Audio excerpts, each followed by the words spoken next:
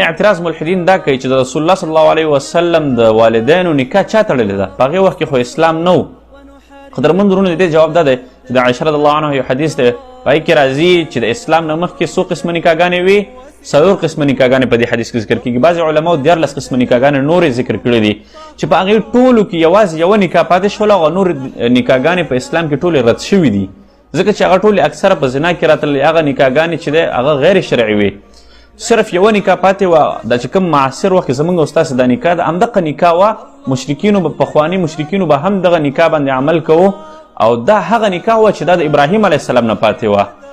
نو هغه وخت کې چې کوم مشرکین نو هغوی به چې کومې نکاحګانې تړلې نو هغه په دین ابراهیمي باندې و او د هغوی به نکاح هم په دین ابراهیمي باندې وه. او دا چې کوم معاصر وخت کې کومه نکاح ده نو دا هم چې د دین ابراهیم والا اصل کې نکاح ده، خو رسول الله صلی الله علیه وسلم په دې کې د خطبې اضافت کړی دی او بعضې شرکي اعمالو هغې ترې نه لرې کړي دي. نو د رسول الله صلی الله علیه وسلم د والدینو چې کومه نکاح تړلی شوې ده نو هغه په دین ابراهیمي باندې تړلی شوې وه او هغه هم یو دین و.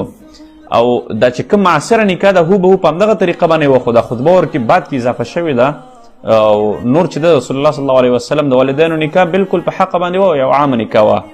اوس دلته سوال د ملحدینو نه دا دی چې ستاسو د پلار نکاح چا تړلې ده؟ که چېرته تاسو وایئ چې نه موږ په رواج کې تړلې ده، نو دا د رواج تاریخ تاسو سره څه شی دی؟ چونکې د پښتنو دا ټول رواج چې کوم هغه سر موږ او تاسو که چېرته وګورو نو هغه ټول هم د یو دین نه راغستلی شوی دی.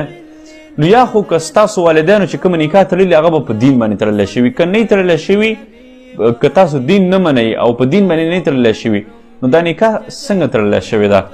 امید ده چې زما په خبرو باندې یا زما په دې خبرو کې چې کومې کمزورې خبرې وي په تاسو باندې بدې نه لګېدلي، که مانه کومه غلطي شوې زه تاسو نه بخښنه غواړم. نور هم په الله سپارم. واخر دعوانا الحمد لله رب العالمین.